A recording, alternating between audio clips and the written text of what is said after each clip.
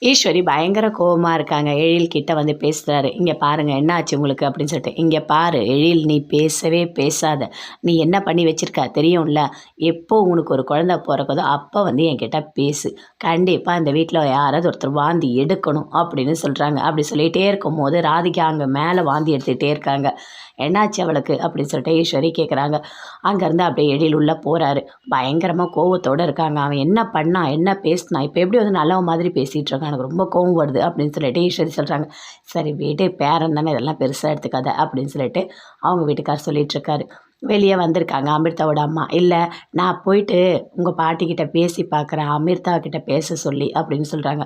"ஐயையோ, அதெல்லாம் எதுவுமே வேண்டாம். பாட்டி கொஞ்ச நாள்ல கண்டிப்பாக கோவம் தானாக போயிடும். நீங்கள் எதுவுமே பேச வேண்டாம்." அப்படின்னு சொல்லிட்டு அமிர்தாவோட அம்மாவை வீட்டுக்கு அனுப்புகிறாரு எழில். ஒரு மாதிரி பயங்கரமாக டென்ஷனாக இருக்கார் கோபி. "என்ன பண்ணுறது, வாமிட்டு நிற்கவே மாட்டுதே." அப்படின்னு சொல்லிட்டு. "ஆமாங்க, என்ன பண்ணுறது எனக்கே தெரியல. ஒரு வேளை நீ என்னோட ரெஸ்டாரண்ட்டில் சாப்பிட்டியே, அதனால தானா? அந்த செஃப் தான் சரியாக சமைக்கலையோ? அவனை நான் ஃபோன் பண்ணி திட்டட்டுமா?" அப்படின்னு சொல்கிறாரு. "அதெல்லாம் எதுவும் வேண்டாங்க, எனக்கு தான் வாமிட் வந்துகிட்டே இருக்குது. சரி வாங்க நம்ம போகலாம்." அப்படின்னு சொல்லிட்டு வீட்டுக்கு போகிறாங்க.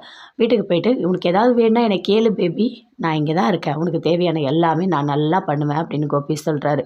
சரிங்கன்னு சொல்லிட்டு அப்படியே படுத்துட்டார். நல்லா கொரட்டை விட்டு தூங்கிட்டு இருக்காரு. வாமிட் வந்துட்டே இருக்கு. ராதிகாவுக்கு போய் வாமிட் எடுத்துக்கிட்டே இருக்காங்க. என்ன இப்படி வாமிட் வருது? காலைல வரைக்கும் காலைல பொழுது விடிஞ்ச உடனே எழுந்துக்கிறாரு. "என்ன பேபி என்ன ஆச்சு?"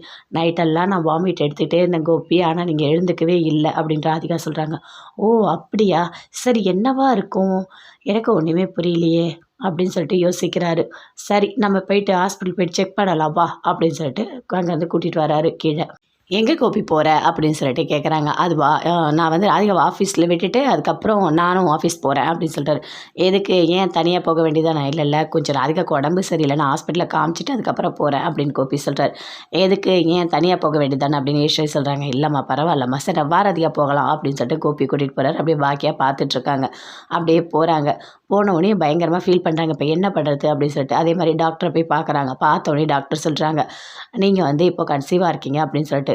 அதை கேட்டோடனே பயங்கரமாக ஷாக் ஆகுறாங்க ராதிகா. அப்படியே வெளியே வராங்க. "ஒன்றும் இல்லை ஒன்றும் இல்லை." அப்படின்னு சொல்லிட்டு கோபியை கூட்டிகிட்டு வீட்டுக்கு வராங்க. வீட்டுக்கு வந்த உடனே சொல்கிறாங்க, "நான் வந்து உண்டாயிருக்கேன்." அப்படின்னு சொல்லிட்டு. அதை கேட்டோடனே கோபி பயங்கரமாக சந்தோஷப்படுறாரு. அதுக்கப்புறம் யோசிச்சுட்டே இருக்காரு. ஐயோ இப்போ என்ன பண்ணுறது அப்படின்னு சொல்லிட்டு பயங்கரமாக யோசிச்சுட்ருக்காரு.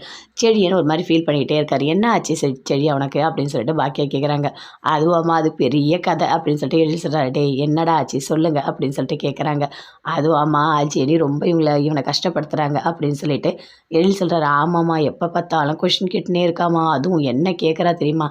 ஏதாவது கொஷின் கேட்டால் பதில் சொல்லுடா." அப்படின்னு சொல்லிட்டு பாக்கியா சொல்கிறாங்க. "அம்மா, பதிலே சொல்ல முடியாத அளவுக்கு கேட்குறாம்மா, என்னால் தாங்க முடியலம்மா." "ஆமாம், அப்படி தான் கேட்பாங்க. அன்றைக்கே நான் பார்த்தேன் ஜெனியை, ஒரு மாதிரி டவுட்டாக தான் இருந்தது. நீ பண்ண தப்பு, அதனால தான் இதெல்லாம் நடக்குது. நீ அட்ஜஸ்ட் பண்ணி பார்த்து எதுவாக இருந்தாலும் பதில் சொல்லு, புரியுதா? நீ ஏனோ தானோன்னு பேசாத, எல்லாமே நல்லதாகவே நடக்கும். இந்த நிலமை கொஞ்சம் மாறும்." அப்படின்னு சொல்லிட்டு பாக்கியா சொல்கிறாங்க. "சரிம்மா, நீ சொல்கிற மாதிரியே நான் பண்ணுறேன், விட்டு கொடுத்து போகிறேன்." அப்படின்னு சொல்கிறாரு. அதே மாதிரி எழில்கிட்ட கேட்குறாங்க. "என்ன பாட்டிக்கிட்ட பேசினேன்?" "ஆமாம் பேசினேன், ஆனால் அவங்க பேசவே இல்லைன்னு சொல்கிறாங்க." "எல்லாமே மாறும்."